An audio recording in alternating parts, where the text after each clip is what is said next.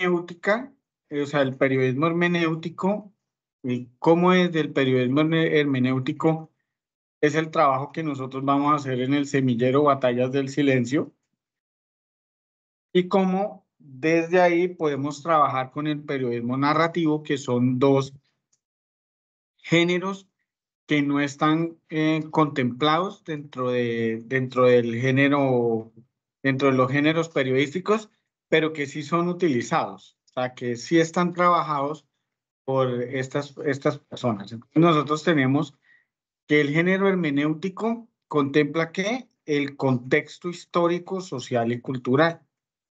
¿Y qué hacen ellos? Pues, ¿qué busca? ¿Cuál es su objetivo? Su objetivo es informar a los lectores sobre los hechos, sino también ayudarlos a interpretar y a dar sentido a cuestiones complejas. Entonces, desde ahí tenemos que estos periodísticos, o sea, que la clave para hacer estos elementos hermenéuticos, que ya te voy a compartir aquí en la pantalla, son muy esenciales. Estos elementos son bastante esenciales porque nosotros tenemos, digámoslo así, vamos a tener, por ejemplo, que mirar, digámoslo, unos elementos que nos ayudan a nosotros a fortalecer como el género periodístico. Por ejemplo, aquí les coloqué que Molano, por ejemplo, ahí hay un afichecito hecho por inteligencia artificial de cómo nosotros para el otro periodo tenemos que hacer un análisis de este autor para que tú comprendas la importancia de la hermenéutica dentro. ¿Por qué Molano es importante en eso? Porque Molano busca la fuente primaria, él hace investigación y análisis en profundidad, que es lo que nosotros tenemos que tener acá, ¿cierto? Que es una investigación en análisis de profundidad. ¿Eso qué quiere decir? Que el autor o eh, el autor o el conocimiento profundo del tema, basándose en una variedad de fuentes, incluida literatura académica, documentos históricos, entrevista con expertos, participantes en los eventos que se informan o se observan las personas. ¿Eso qué quiere decir? Que yo debo buscar quién me dé esa fuente primaria, el contexto, que me dé toda la información de lo de lo que voy a hacer para escribir el libro. Entonces, ¿eso qué me debe buscar a mí? Que yo debo buscar la fuente, ¿qué? Número uno, o la fuente número cero del problema. ¿Por qué? Porque él es el que tiene el conocimiento profundo del tema, que eso es lo que tiene Daniel Coronel. Daniel Coronel siempre tiene una persona le suministra la información, le entrega su archivo, le entrega toda la documentación y esa persona a su vez pues va a tener toda la fuente y la información y va a poder tener como esa variedad de relato que le ayude a entender. Y eso tiene que ser que uno debe entrevistar pues a los expertos, a las personas que participaron en el evento. Se fue la luz. Como que se fue la luz, pero bueno. ¿Ahí me escuchas acá en el llano? Sí, sí, señora, aún escucho y veo la pantalla. Listo, bueno. Entonces, en ese sentido, uy, ya llegó. Bueno, en esa parte, por decir, la contextualización histórica es necesaria. Pues en nosotros la contextualización histórica es necesaria. Por ejemplo, los libros de Molano, La Vorágine, Cien años de soledad, son libros que tienen periodismo narrativo y tienen hermenéutica. ¿Por qué? Porque ahí narran, por ejemplo, cómo desde la perspectiva desde un pueblo se ve la masacre o varias masacres que hayan sucedido. O por ejemplo en La Vorágine, cómo una multinacional eh, viola los derechos de las personas. Entonces, esa es una contextualización para poder entender bien cómo la hermenéutica va a cargo. Entonces, por decirlo así, cuando yo llego digamos, hago un análisis de 100 años de soledad, pues voy a encontrar toda la historia a través de la costa atlántica. Voy a encontrar todos esos relatos y cómo se vivía, cómo se entiende la sociedad. Entonces voy a tener un contexto, una ubicación de los eventos históricos, de la narración social, de la cultura, y me va a dar una amplitud muy diferente a la que tiene otra persona. Lo mismo sucede, por decirlo, eh, cuando busco yo que la gente me entienda o me comprenda las causas. Entonces, la contextualización abarca el comprender las causas. Entonces, ¿por qué se desarrolló el conflicto armado colombiano? ¿Qué generó, qué motivo generó la existencia, por ejemplo, de los paramilitares o de la guerrilla? En el caso del semillero de nosotros.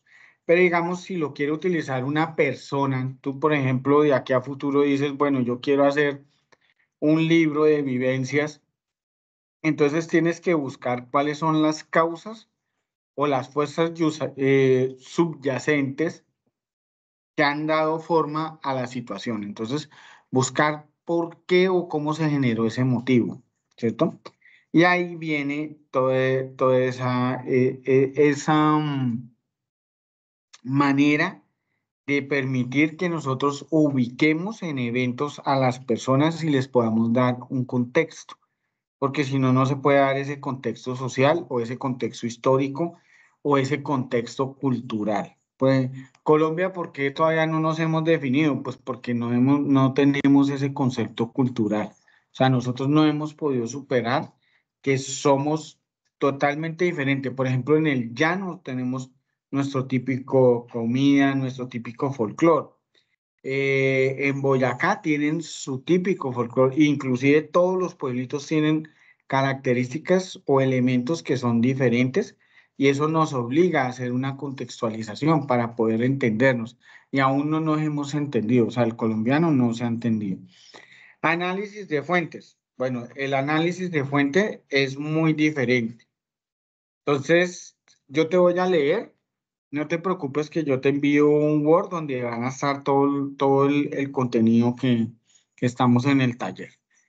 Se analizan diversas fuentes históricas, tales como documentos oficiales, artículos de prensa, testimonios de exguerrilleros o líderes políticos, para comprender las diferentes perspectivas sobre el surgimiento, por decir, de las guerrillas, que es en el caso del semillero o en el caso de la violencia en Colombia. Entonces, eso nos ayuda a nosotros a que debemos hacer un análisis o buscar elementos que nos fortalezcan a nosotros ese típico. Lo otro es, por ejemplo, múltiples perspectivas o identificación de actores, ¿cierto? Entonces, en las múltiples perspectivas, pues nosotros debemos buscar diferentes maneras de cómo se observa la realidad, no tanto la verdad, porque la verdad es una sola, sino cómo se observa, o sea, qué impacto tiene, digamos, en lo económico el conflicto armado colombiano, qué impacto tiene, digámoslo así, las víctimas, qué se generó de las víctimas en la violencia colombiana, qué daños hicimos sobre eso. Entonces, ¿quiénes están involucrados en estos eventos?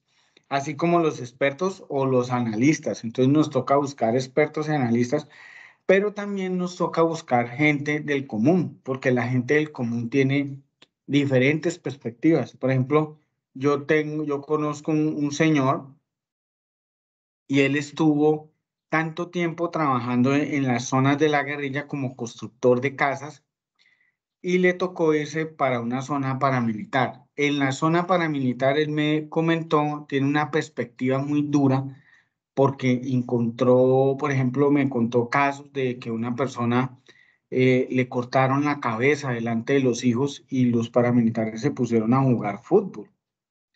Cuando llegó el jefe paramilitar, llamó al encargado y le dijo, hermano, pero ¿usted a quién mató? El que usted mató, esa persona a la que usted mató, es la persona que trabaja con nosotros con el tractor, es quien nos permite hacer el arroz, cultivar el arroz para la comida. El tipo se había equivocado y fuera de eso dejó un daño psicológico, un daño social, una violación de derechos humanos. Entonces, toda esa multiplicidad la tenemos que ver nosotros directamente cómo se involucró en ese evento. Entonces, la perspectiva de este señor es muy diferente a la perspectiva que le podemos preguntar a un señor en Bogotá. Inclusive una persona del sur tiene una perspectiva diferente a una persona del norte frente al conflicto armado colombiano. Y igual difieren también, ellos también difieren de la perspectiva, porque hay gente que prácticamente no le interesa todo el tema del conflicto armado.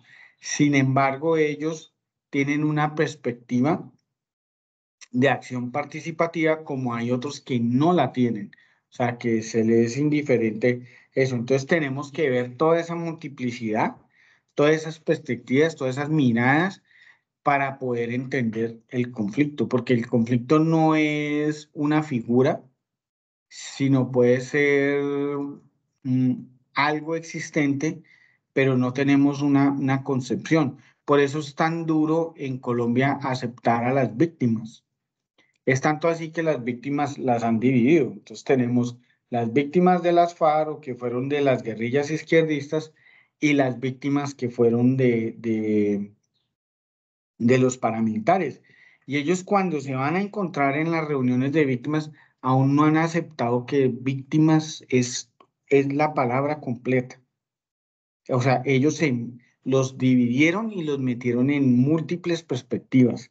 Entonces, cuando ellos llegan, ya es muy difícil identificarlos. Entonces está víctima paramilitar, víctima de la guerrilla. Y no se toleran, o sea, no se aceptan. O sea, le pasa a los hinchas de fútbol, yo soy más hincha de fútbol que usted.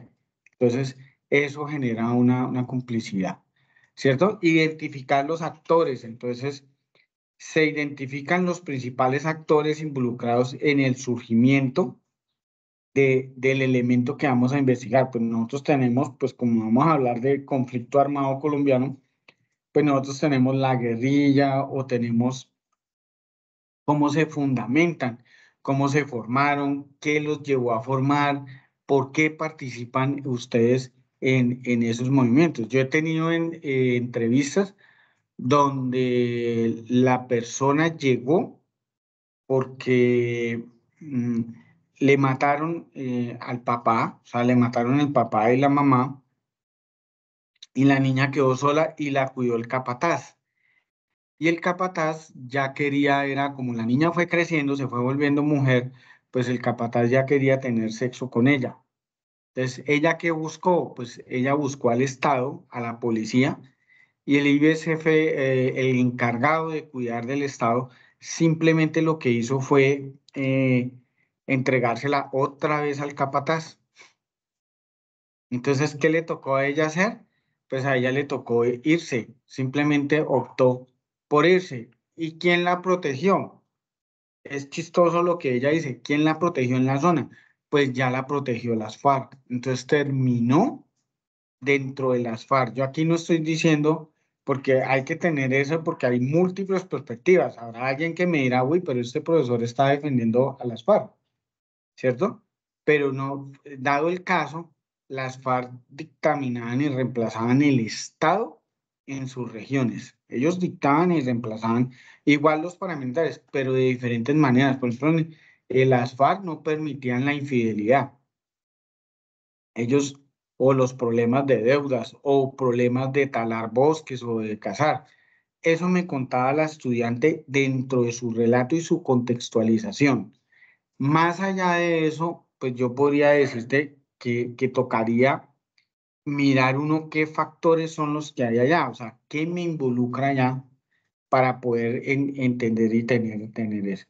Entonces, nosotros tenemos eso como análisis de fuente, eh, de todos esos elementos, nosotros tenemos que mirar periódicos, leer libros.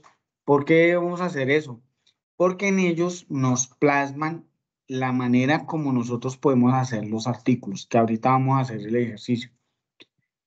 Lo otro viene siendo construcción del relato, que seguirá a los participantes en la construcción de un relato narrativo y hermenéutico que presente el desarrollo y las consecuencias del surgimiento. En este caso, pues yo voy a hablar del surgimiento de las guerrillas, pero tú puedes tomar ahorita cualquier otro tema e ir investigándole y haciendo la formación. Y nosotros vamos a tener eso. También lo que debemos hacer es buscar la manera de atraer al lector. Entonces, aquí cuando nosotros ya vamos a construir el relato, tenemos que buscar el nombre, María Angélica. Hay que buscar un nombre que sea llamativo para nuestro artículo. Perdón, es que quiero mirar a ver si hay más estudiantes. Perdóname. Es que las otras veces me decían que llegaban y no se podían conectar. Bueno, creo que solo estamos los dos. Listo, bueno.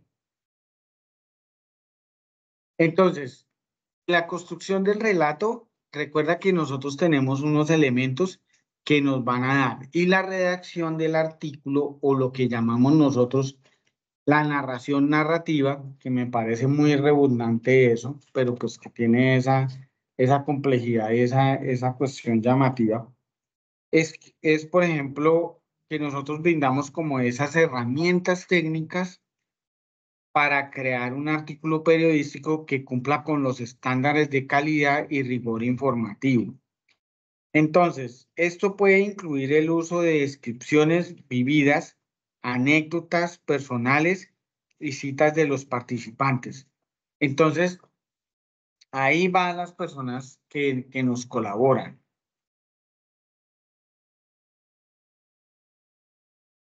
¿Cierto? Ahí va. ¿Tienes alguna pregunta? No, profe, hasta el momento no, todo claro. Bueno, y tenemos entonces producto final. Entonces, ¿qué tenemos que hacer en el taller? Un título atractivo y descriptivo, ¿sí? Cada participante elabora un artículo periodístico, narrativo y hermenéutico. Entonces, una introducción que contextualice el tema y presente el problema central. La otra, una conclusión que sintetice los puntos claves del artículo y reflexiones sobre la importancia del tema en el contexto actual. Y la otra sería un análisis de las causas y consecuencias. También tenemos un desarrollo que narre los hechos de manera clara y concisa y cronológicamente. Entonces, nosotros ahí, ¿qué vamos a hacer? Ahí ya tenemos lo que es la narrativa, tenemos lo que es, perdón, lo que es la entrevista, lo que es el reportaje y lo que es la crónica. Dentro de un solo estándar tenemos todos esos elementos descriptivos para captar la atención del lector. Pues ahí nosotros vamos a tener como esos elementos. Entonces, acá, por ejemplo, yo tengo este factor, este elemento, que es, por decirlo así, tenemos nosotros que vendría siendo, por ejemplo, el título. Entonces, yo como quiero escribir un artículo que comprenda 1958-1960, entonces yo digo las semillas del conflicto, génesis de las guerrillas colombianas entre 1958 y 1960. Introducción. Entonces, ahí la introducción, yo lo que hago es una redacción para contextualizar a la gente, pero sin contar detalles, o sea, sin explayarme todo, sin mostrar toda la evidencia, sino los elementos, pero solo como titular. Entonces, el conflicto armado en Colombia ha marcado la historia del país durante décadas, dejando una profunda huella de violencia y dolor. Sus raíces se hunden en un pasado complejo y lleno de contradicciones donde la desigualdad social, la inequidad política y la falta de oportunidades han alimentado la insurgencia armada. En este artículo nos centraremos en un periodo crucial para comprender el origen de este conflicto, los años entre 1958 y 1960, cuando las primeras semillas de las guerrillas colombianas comenzaron a germinar. Entonces, si miras en esta manera, lo que usted tiene que hacer es que debes comprender el lenguaje en español bastante bien, ¿sí? Porque yo coloco, por ejemplo, de título, pues yo coloco las semillas del conflicto, dos puntos. Génesis de las guerrillas colombianas entre 1958 y 1960. Entonces, para ti es un consejo muy importante. Recuerda que debes tener siempre un diccionario y un diccionario de sinónimos y antónimos. Porque siempre debemos tener un diccionario, pues listo, está el internet y todo eso, pero no me arroja lo mismo. Por ejemplo, para yo poder hacer el título, pues tuve que buscar palabras como germinar, palabras como génesis, para poder hacer mi redacción, ¿cierto? Para poder tener esa. Y además de eso, comprender cómo es que inician las guerrillas. Entonces, las semillas, ¿cierto? Entonces, ¿cómo desde ahí puedo crear yo un artículo manejando estas fechas con evento histórico en Colombia? Entonces, desde ahí esos elementos me dan. En el desarrollo, pues yo ya coloco pues la década de 1950 en Colombia, estuvo marcada por la violencia política, la agitación social. El Frente Nacional, un pacto bipartidista entre liberales y conservadores, busca poner fin a la violencia sectaria que había desangrado el país durante años. Sin embargo, este acuerdo no logró abordar las profundidades desigualdades estructurales que alimentaban el descontento popular. Entonces, ahí tú qué estás viendo, ahí vas a ver la contextualización. Ahí en ese solo párrafito, yo lo que te estoy dando es una contextualización de lo que quiero que entiendan con el título. Después de eso, en este contexto, diversas voces disidentes comenzaron a emerger. Cuestionaron el orden establecido, buscando alternativas al sistema político imperante. Entre estas voces se encontraban los grupos que darían origen a las guerrillas colombianas. Eso es básicamente lo que tenemos como elemento. Entonces, en la redacción del artículo, pues yo coloco pues las guerrillas, ¿cierto?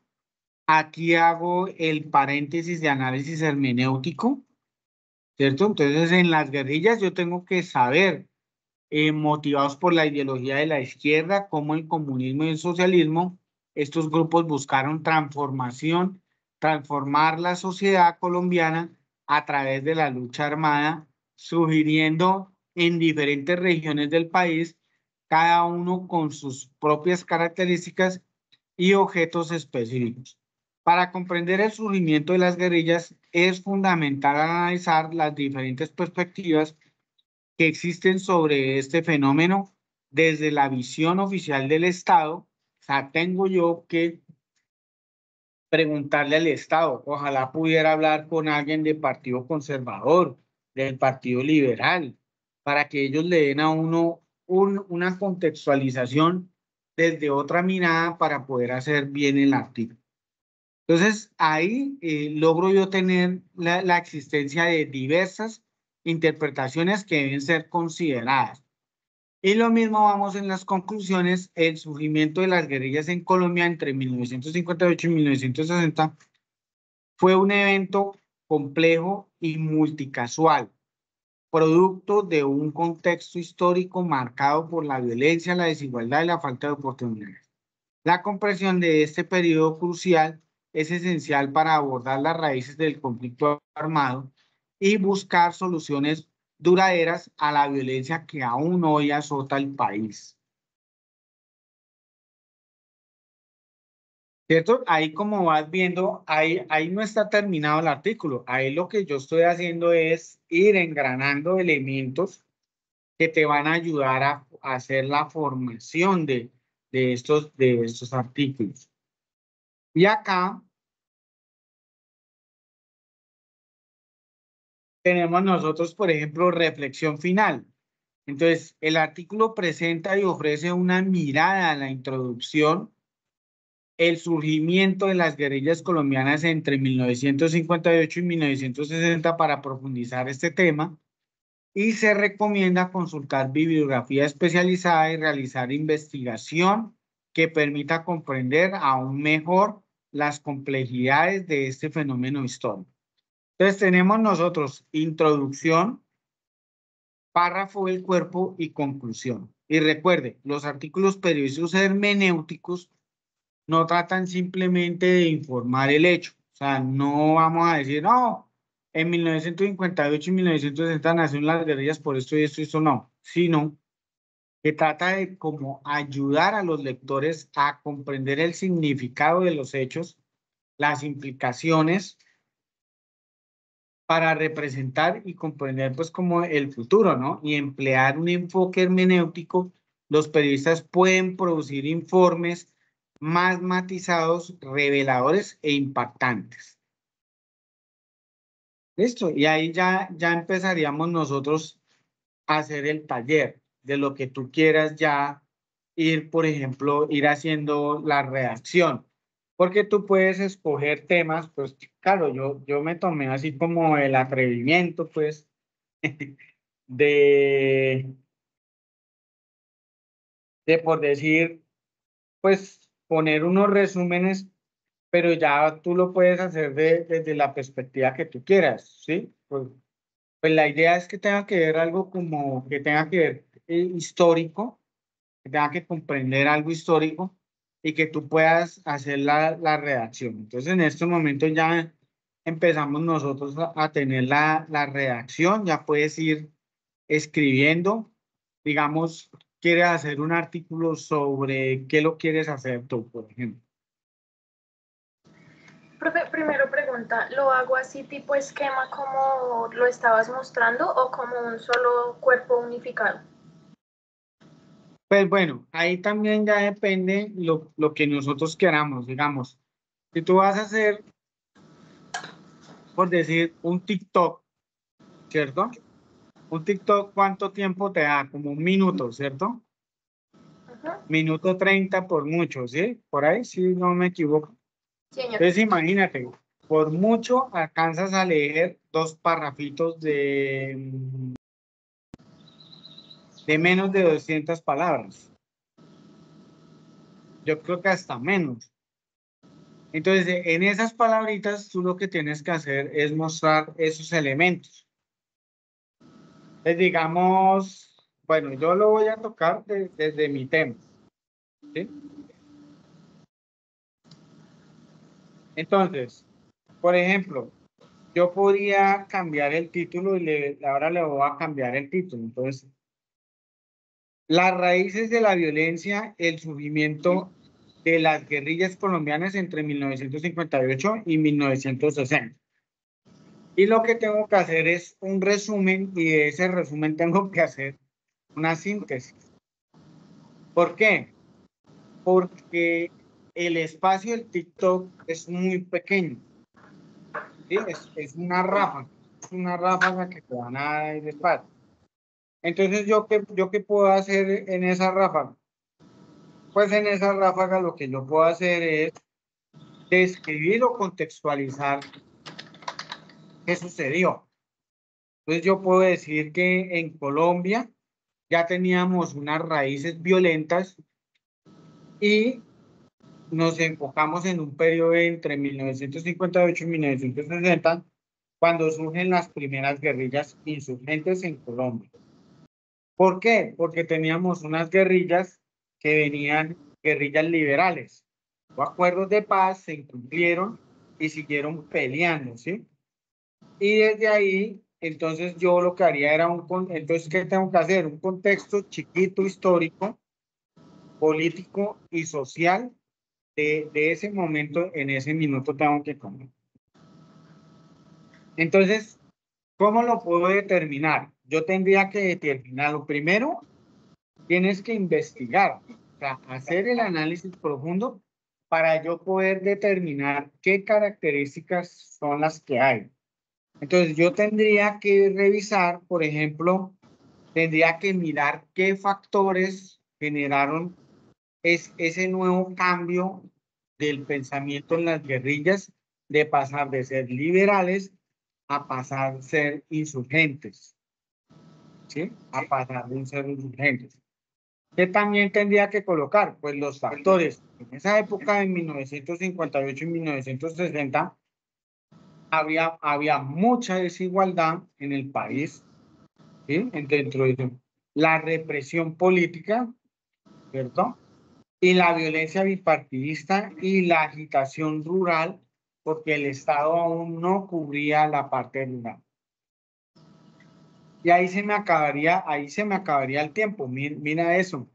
Y mira, o sea, ahí pasa el minuto y prácticamente tendríamos el final del tiempo. Pero entonces, yo lo que puedo hacer es hacer como una reconstrucción de la historia pequeña. Entonces, ya lo que haría sería ordenar, pero teniendo desde el conocimiento, desde el primer punto, que es la investigación de análisis en profundidad.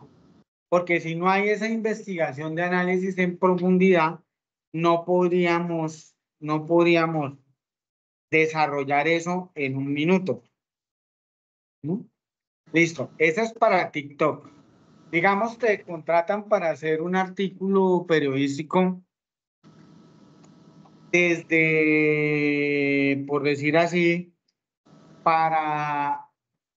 te dan 300 palabras, ¿cierto? Entonces tú coges esas 300 palabras y las vas articulando, las vas diseñando, las vas ejerciendo, las vas mostrando y tienes que hacer el título.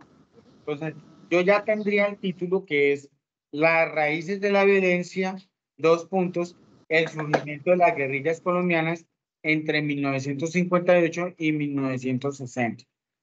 Esa es una opción de título que tengo yo. La otra opción de título que tengo yo, porque es que uno tiene que hacer redacción, o sea, tienes que escribir para poder diseñar con qué.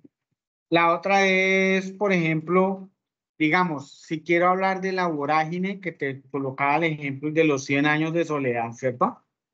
Podría hacer un artículo, una comparación entre la vorágine y 100 años de soledad, un análisis hermenéutico de la violencia en Colombia. Y entonces, ¿qué tendría que yo hacer? Tendría que hacer una investigación de análisis profundo de los dos libros, que buscaban los autores, que trataban de articular los autores, cuál era la contextualización donde hay, qué multiplicidad de perspectivas hay, ¿sí? Y tendríamos que tener, espérame acá, tendríamos que tener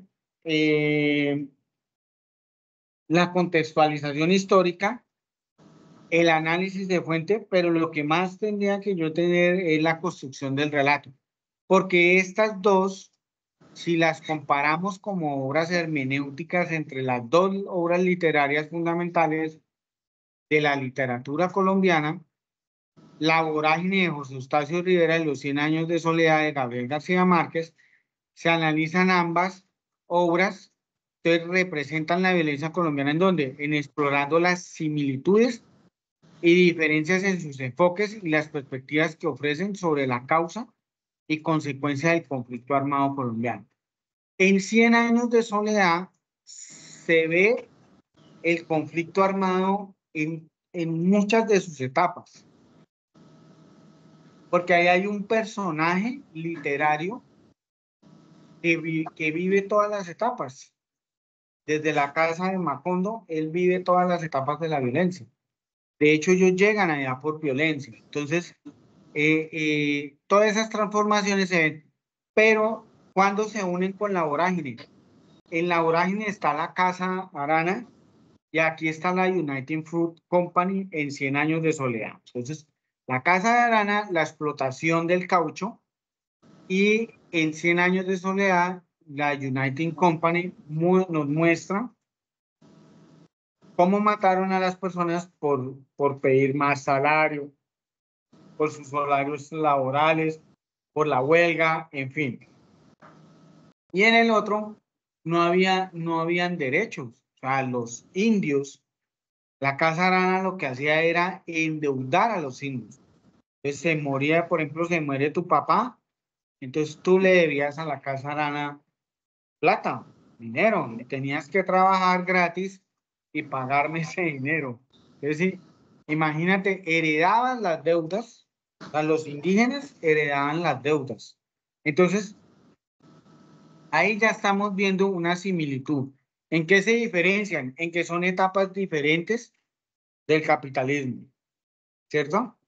Una es realizada en una diferencia de época, no, perdón, me equivoqué ahí. Ambas tienen similitud porque ambas son multinacionales, ¿sí? Ambas son compañías. ¿Ahí me escuchas?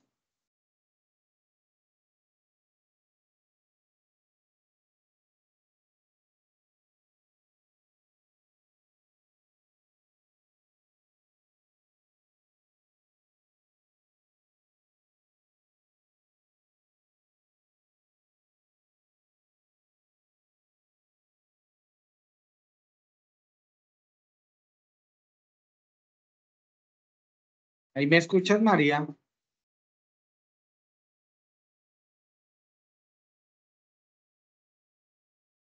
No, escucho.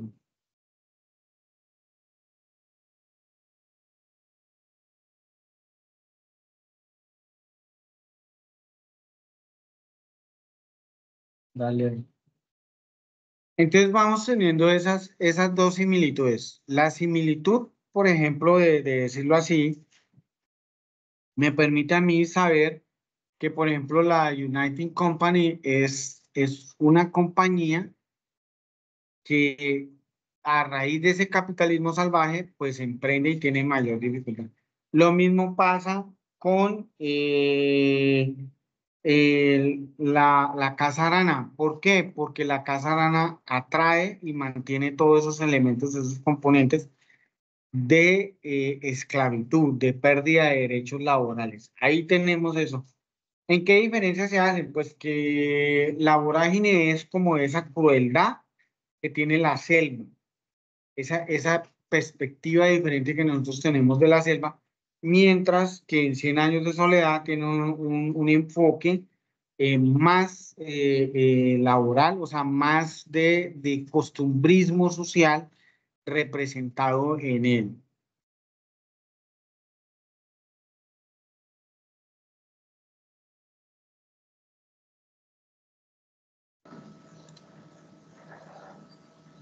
Ah, ya. Bueno, Hola, qué pena, se me hola, había ¿ya? caído el internet. ¿Se te había ido el internet? Sí. Sí, señor. Pero ya. Bueno, ¿listo? Bueno, entonces estaba hablando de las similitudes y diferencias. Ajá. Entonces, similitudes, pues el capitalismo salvaje, la ausencia del Estado, o sea, cuando el Estado no acompaña y hay un capitalismo salvaje, ¿cierto?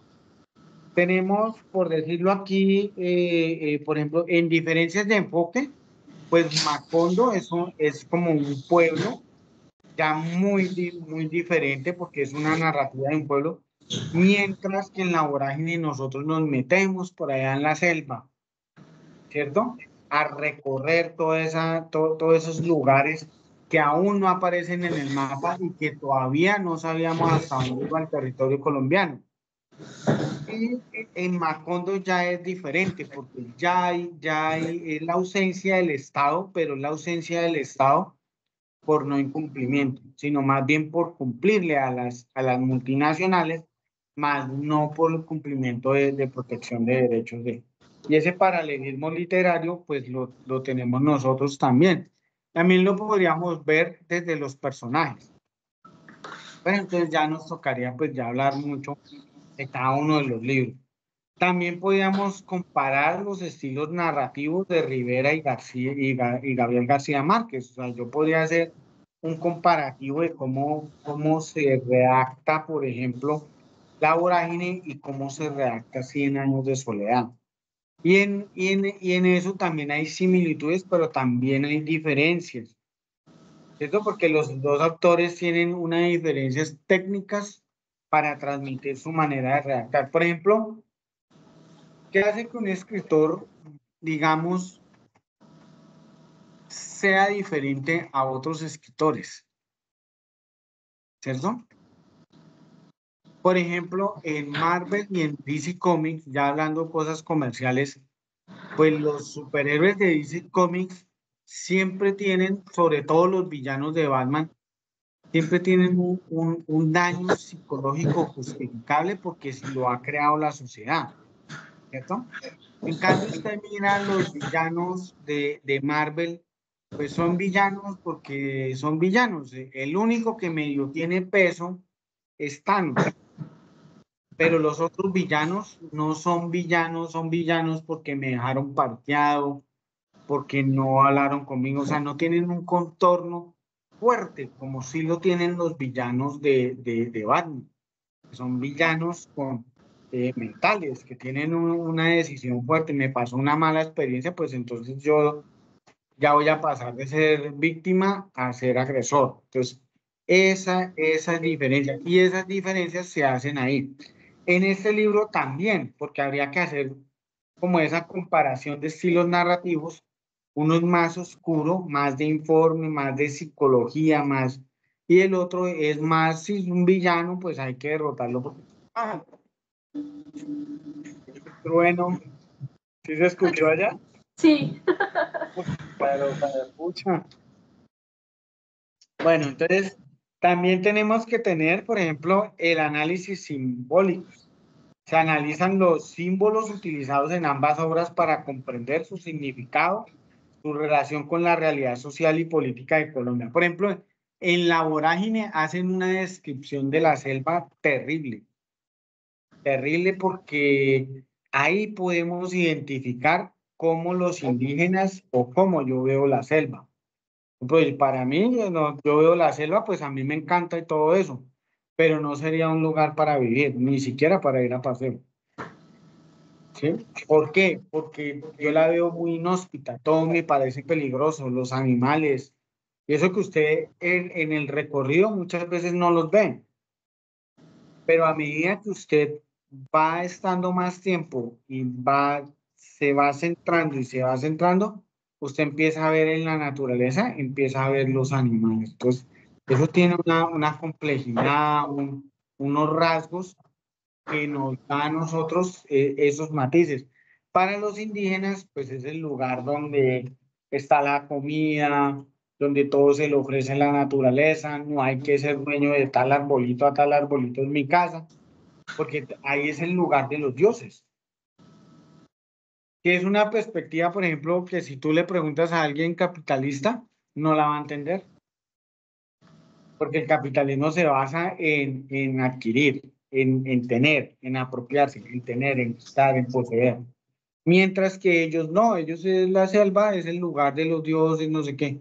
Solo cuando la selva es productiva, pues ellos lo ven ahí. Y ambas tienen un contexto histórico, o sea, una creación de las novelas en un marco histórico colombiano, considerando como los eventos políticos, sociales de la época que influyeron en las obras. Entonces, estas obras nos muestran a nosotros, por eso la Vorágine nunca ha dejado de ser un libro desactualizado. Es más, yo creo que La Vorágine, a pesar de que tiene ya su tiempo de historia, es un libro muy presente porque nos muestra todavía ese capitalismo que hay, ¿cierto? Que nos imponen, pues todavía se ve eso. Lo otro, por ejemplo, otro tema que yo tengo ahí son la historia de los paramilitares y las guerrillas, un relato hermenéutico de dos caras de la misma moneda. Entonces, este ya es diferente, o sea, la historia de los paramilitares y las guerrillas, un relato hermenéutico de dos caras de la misma moneda. Así lo titulé yo. Y el resumen de este artículo es que es un artículo que, perdón, es un artículo que abordará la complejidad histórica de los paramilitares y la guerrilla en Colombia, dos actores fundamentales del conflicto armado. A través de una narrativa hermenéutica, se analizarán sus orígenes, ideologías, estrategias, métodos de violencia, exploración, las similitudes, las diferencias entre estos grupos y las dinámicas que aún han alimentado su confrontación. O sea, a pesar de que se han hecho tratados, firmas, de todo eso, aún siguen las disidencias. ¿Sí? Todavía tenemos como esas disidencias. ¿Por qué? Porque aún no hemos entendido pues lo que alimenta su confrontación y y los otros políticos no la quieren cambiar. O sea, ellos no quieren cambiar eso que nutre esa confrontación, que es asegurar estabilidad laboral, tener buena salud, tener buena educación, llevar todos los servicios a todo el país, ¿cierto? O sea, no concentrarlos solo en Bogotá, digamos, usted necesita una cirugía X, no, solo se puede hacer en Bogotá, entonces le toca viajar, todo ese tipo de cosas que el Estado no ha cumplido y no ha podido cumplir y no lo va a cumplir porque pues, eso ya es una estrategia, bueno, eso ya sería otro tema que algún día abordaremos para que tú entendas lo que es la fragmentación del país, eso es lo que también nos tiene mucho. Entonces ahí yo, ¿qué elementos narrativos tengo para hacer ese artículo? Entonces yo tendría que tener la cronología comparativa, perfiles de grupos, o sea, saber qué diferencia hay, porque nosotros tenemos 4 etapas de paramilitarismo. En Colombia hay 4 etapas de paramilitarismo. La primera es la de los chulavitas. ¿Sí? La primera etapa del paramilitarismo en Colombia es la etapa de los chulavitas. Y que es cuando deciden volver a la policía del Partido Conservador. O sea, la violencia era tal, María, que se agarran a machetazos. O sea, nosotros no sabemos quién es nuestro abuelo. Tenemos ni idea. Hay muchas familias que no tienen ni idea cómo fue su abuelo en su tiempo joven, cómo llevaba el machete. Entonces, nosotros, y ese es, o sea, todo ese tipo de violencias marcadas y etapas de violencia en Colombia han sido por la disputa del poder. Entonces nosotros vamos a tener esa disputa del poder. Entonces, en perfil del grupo, ¿yo qué haría? Pues sería elaborar detalladamente, o sea, los paramilitares y la guerrilla, incluyendo su estructura organizada. Por ejemplo, la 4 etapa del paramilitarismo es muy organizada, es demasiado organizada. ¿Por qué? Porque tiene narcotráfico, tiene a la religión, ¿cierto?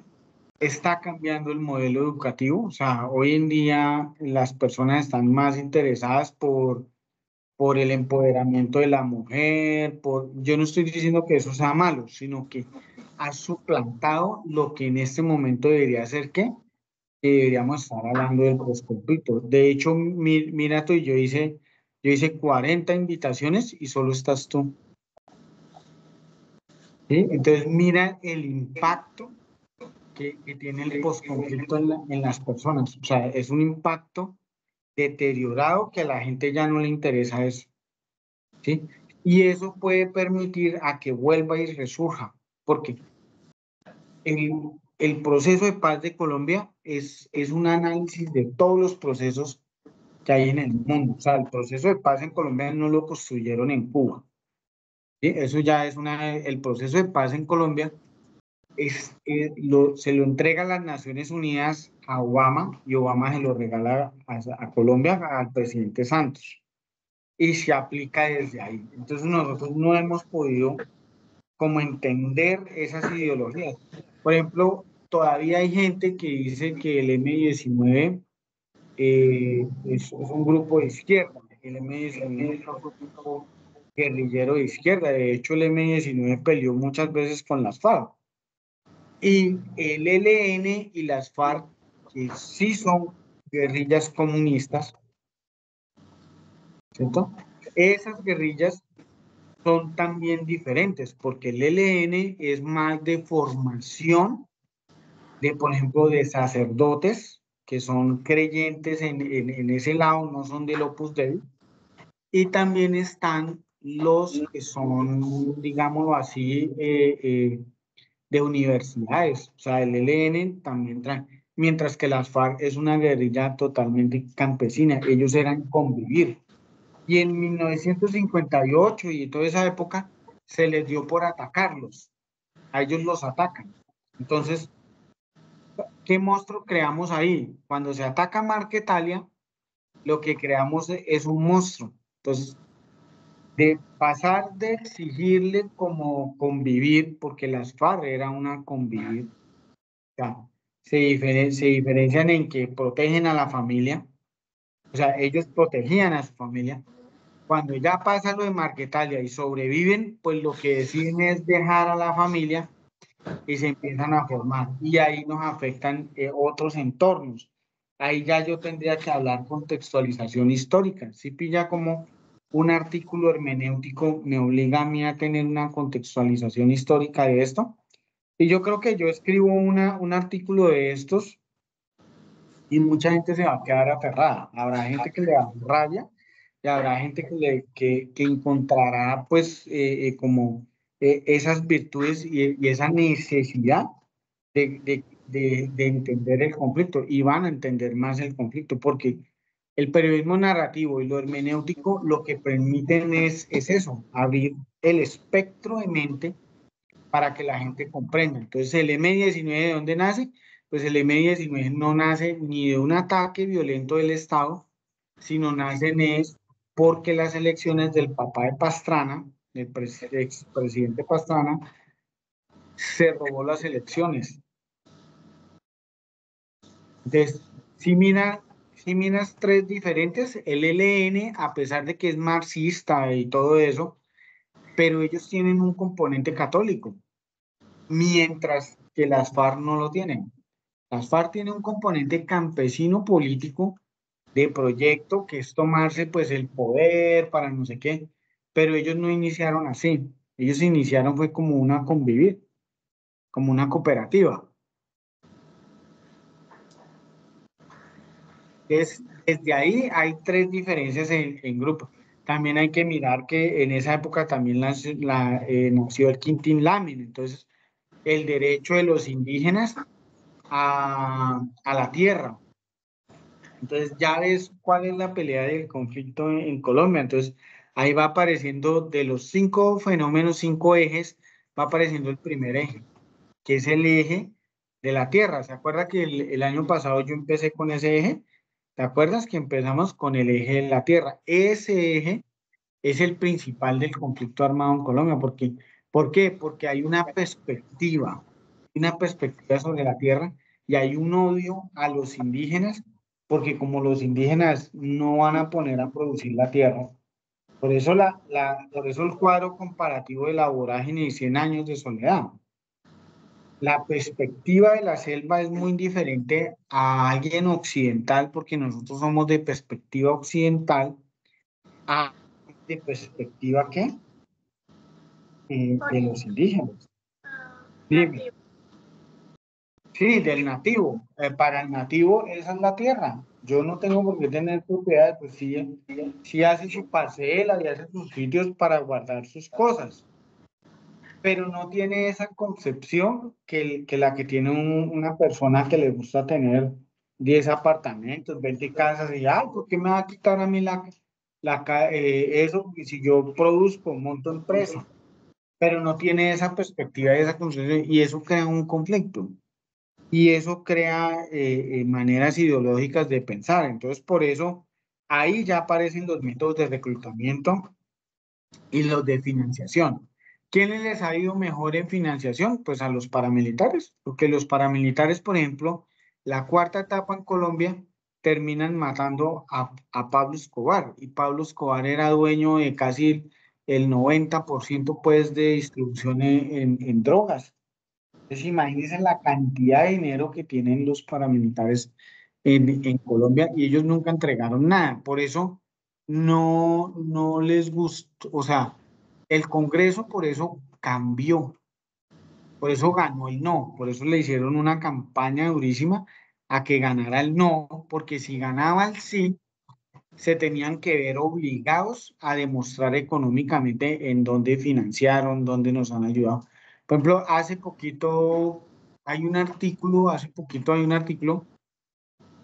donde ya, por ejemplo, los paramilitares también se financiaban de Ecopetrol.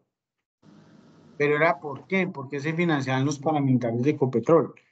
Entonces, ya hagámoslo, ya hablemos de hermenéutica. O sea, estamos en el tema de hermenéutica para comprender. Entonces, ¿por qué? Pues claro, Ecopetrol, pues como no hacían sino volar los oleoductos, entonces como al Estado le costaba muchísimo poner tropas, poner gente a cuidar oleoductos por todo el país, pues lo que hacían era pagarle a paramilitares para que vieran todo eso. Entonces, esa manera empezaron a tener dinero. Reclutamiento, por ejemplo, el ELN, el M-19, por ejemplo, reclutaban en las universidades del Estado. Aún se siguen haciendo reclutamientos en universidades del Estado, como Nacional, como todo eso.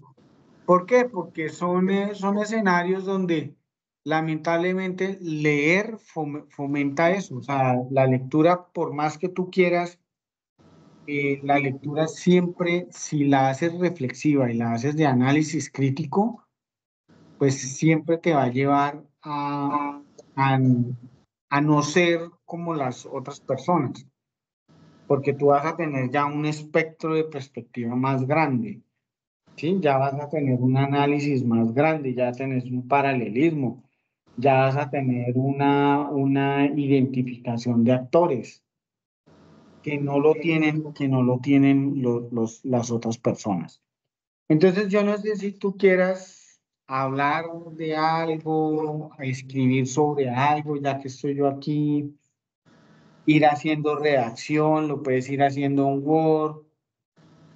¿Sí? Para que tengamos como esa dinámica, que no sea solo yo ahí hablando, sino que tú también tengas, digamos, puedes utilizar inteligencia artificial, no te preocupes que ya, pues, obviamente tú puedes escribir un tema que quieras hablar, lo puedes focalizar, la inteligencia artificial te va a dar, pero no quiere decir que lo copies y lo pegues, sino que tú llegas y desde ahí te puede dar mucha imaginación o cómo lo puedes abordar para hacer esa redacción.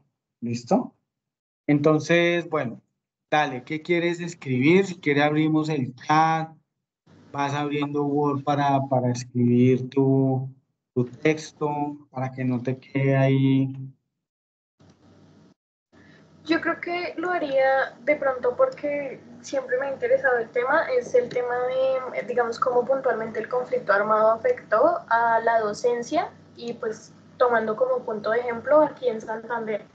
Digamos que desde pequeña, digamos que el asunto del conflicto armado y puntualmente el paramilitarismo, digamos que logró hacer que los docentes omitiesen su actividad pedagógica por las amenazas.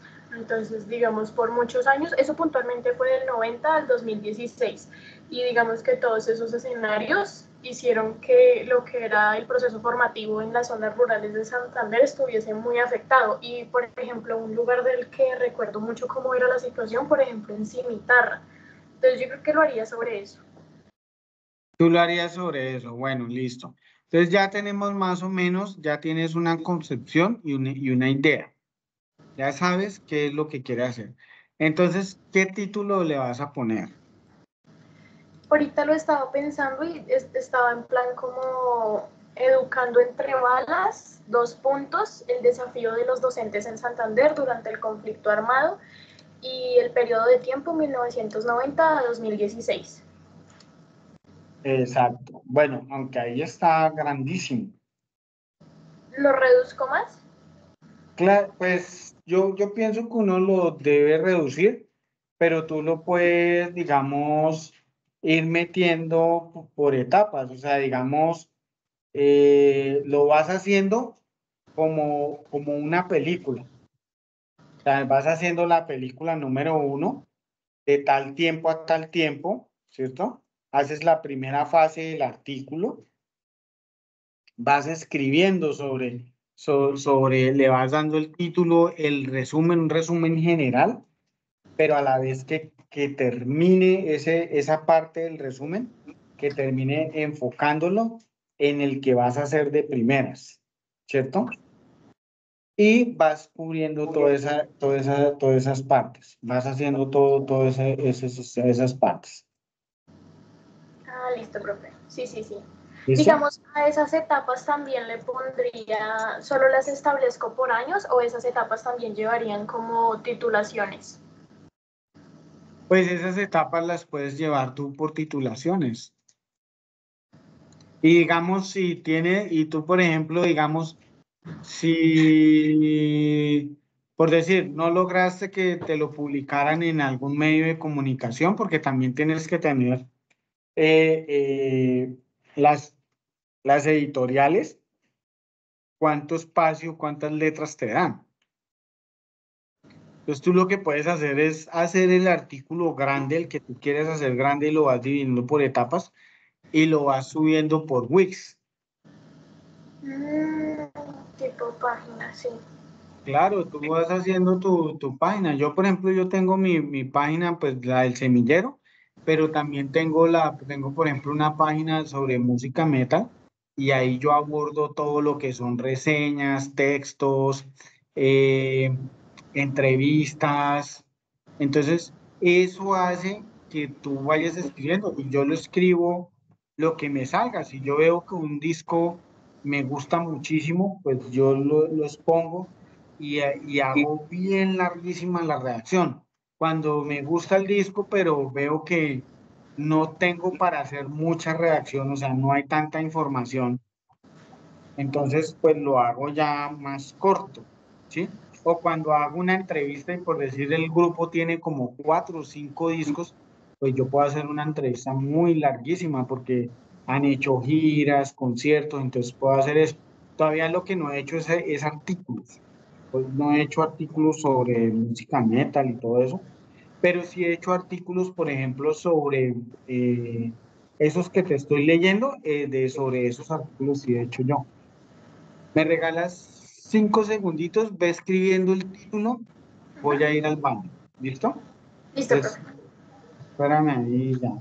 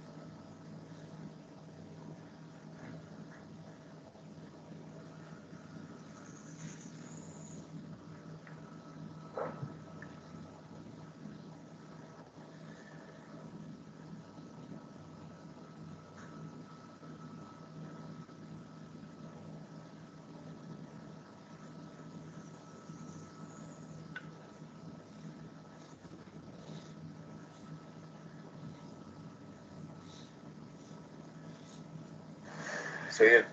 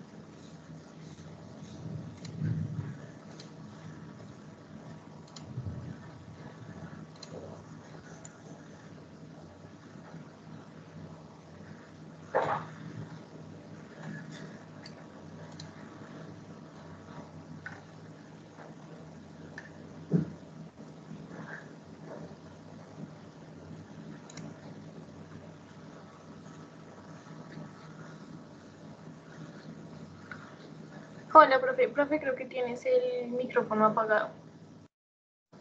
Listo. ¿Cómo vas? ¿Cómo vas? Yo aquí hablando solo.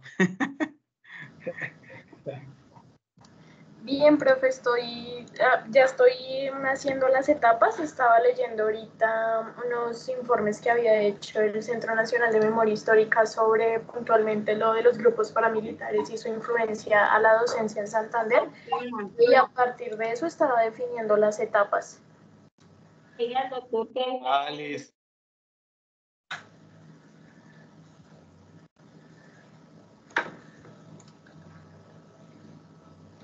Entonces la miraste desde esa parte. Sí, sí, señor, porque lo arrojan, o sea, ahí como que tienen unas divisiones como de las formas en que se presentaron, entonces creo que me sirve para retomar el tema de las etapas. Claro, claro, porque ahí te ayuda a construir. Es que eso es lo que tienes que hacer. Ya después, digamos, cuando ya estés así ya profesional, entonces ya tú lo puedes hacer, digamos, ya puedes. Y a mí me gusta más el tipo de periodismo que hacen los europeos, que invitan es a las personas. O sea, es que ese periodismo norteamericano es muy fuerte ahí. Ay, de Justin Bieber, entonces son pegados ahí a la camioneta. Entonces, ese no me gusta a mí, ese tipo de periodismo no. Ese es como más tipo reality, como paparazzi, es que tiene ese nombre. Mm. Claro que ese también es fuerte. Ese periodismo también es fuerte en el mundo. Genera mucho dinero. El perseguir a los, ¿a los qué? A los reyes de Inglaterra y todo eso genera altísimo dinero. Ese tipo de periodismo ese es periodismo amarillista. Ese periodismo le toca hacer uno, pues para mí, yo por ejemplo, yo perdería el año en ese tipo de periodismo. De empujar a la gente, de estar allá, quítese, déjeme tomar la foto. O de ese periodismo por decirlo así, periodismo de las... No sé qué pasa, que me cargó. Ahí me está cargando.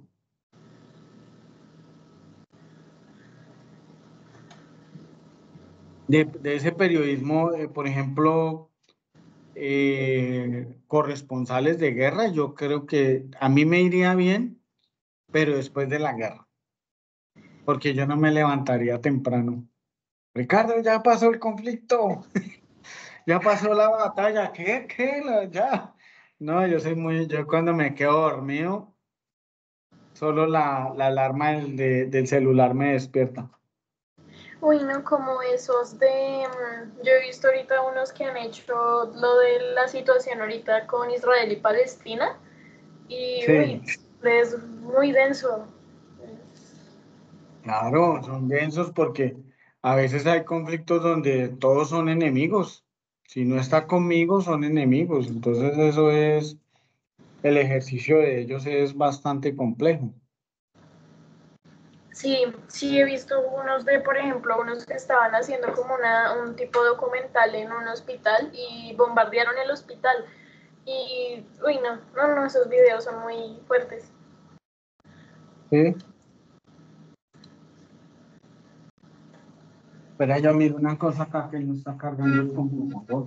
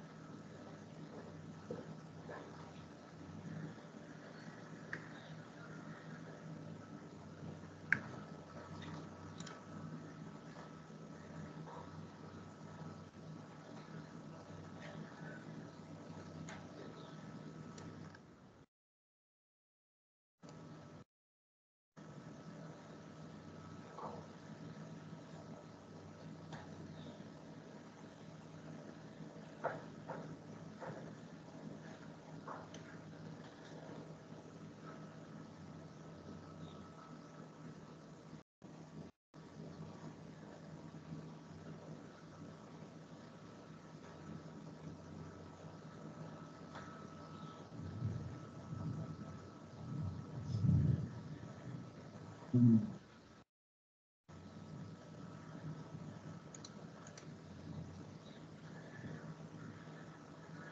Listo, ese tipo de periodismo sí, tenaz. Los que cubrieron, por ejemplo, Vietnam, tenaz porque los dejaron libres. Uy, pero siempre pasó harto tiempo, ¿no? Harto...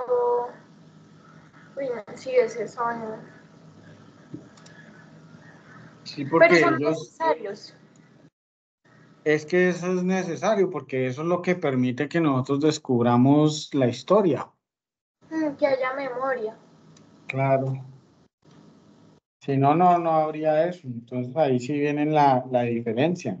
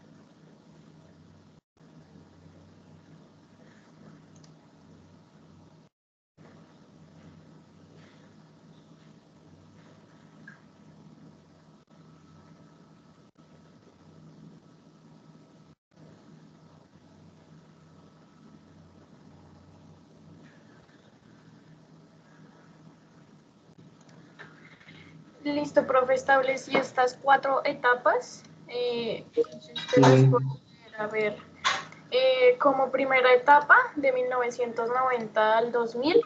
Entonces, según lo que estaba leyendo, en Santander, el título para ese quedaría como Surgimiento y Consolidación Paramilitar.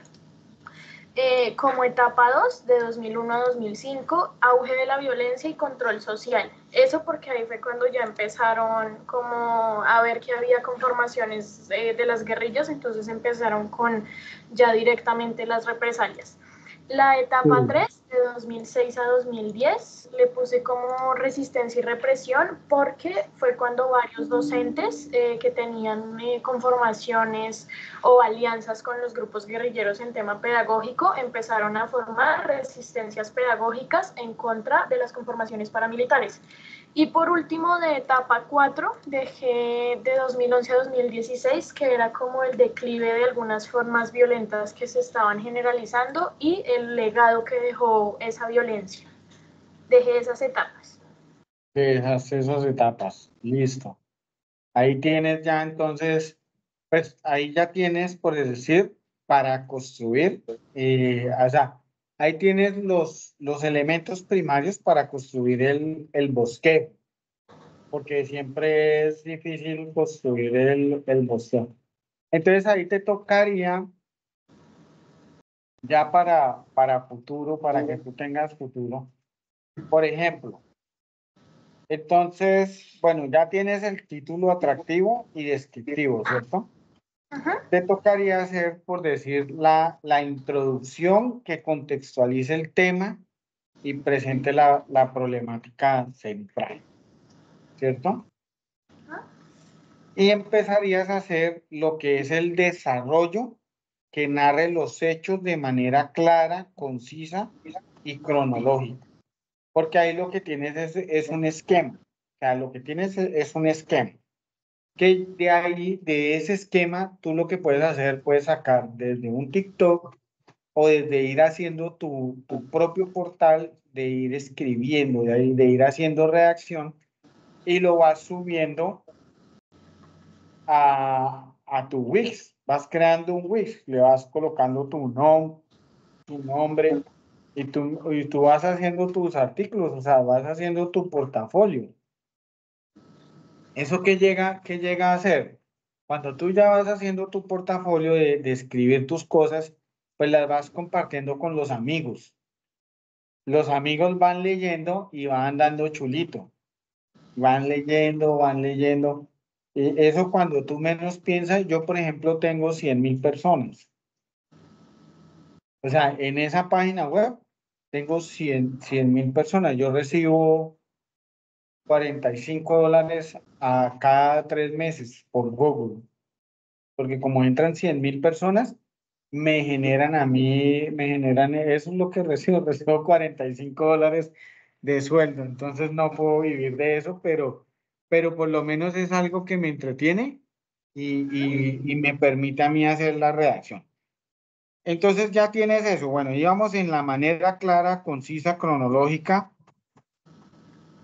ahí puedes utilizar recursos, mira estos recursos, puedes utilizar recursos narrativos, o sea, literarios, no, ya no reportaje crónica, sino literarios. O sea, puedes, digamos, ya entrevistar la vida de una profesora, de un profesor que haya vivido de ahí, ya le puedes sacar ese fruto de esa biografía, ya le puedes sacar esas anécdotas históricas que representan.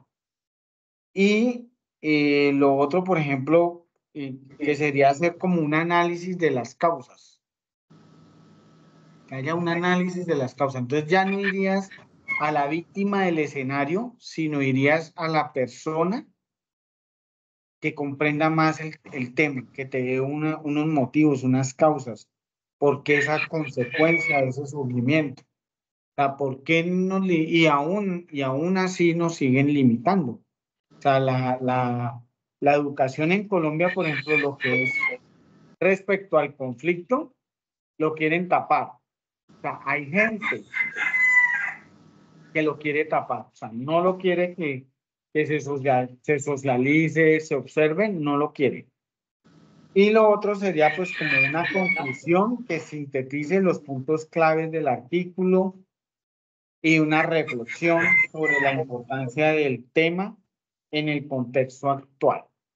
O sea, o sea, que una reflexión de importancia en el contexto actual. Y así de esa manera tú lo puedes ir haciendo. Inclusive ese artículo que escribas tú, que aunque no sea científico, puede ser un artículo tipo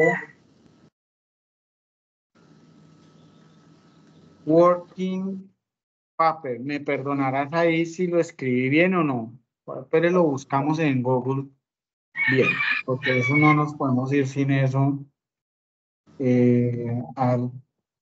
Artículo tipo working paper. Eso, vean, aquí están los artículos.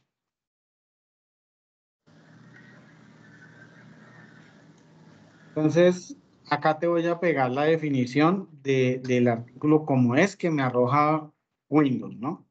Ajá. Entonces, compartir ideas, bueno, sobre artículo.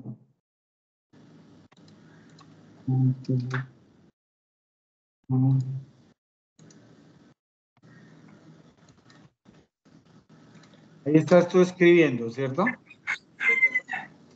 Documento de trabajo es un trabajo científico preliminar. A menudo los autores publican documentos de trabajo para compartir ideas sobre un tema para obtener comentarios antes de enviarlos. Entonces, los working papers nos permiten como ese ejercicio. Por ejemplo, yo hice un working paper sobre los tipos de pandemia.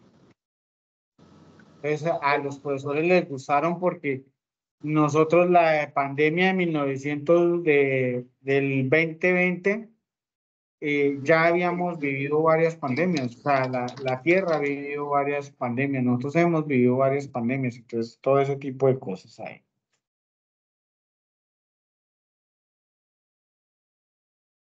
Y digamos, profe, pregunta, el tipo de trabajo, digamos, cuando uno lo publica, ¿uno solo publica el artículo o también publica el tipo de trabajo que es? ¿Cómo así? No, no te entendí. Digamos, en la página solo se coloca el cuerpo del texto en general o se le hace una clasificación de los tipos de artículos que son. Ah, tú le puedes hacer una clasificación. Por ejemplo, si vas a hacer la página web, tienes que hacerle una clasificación.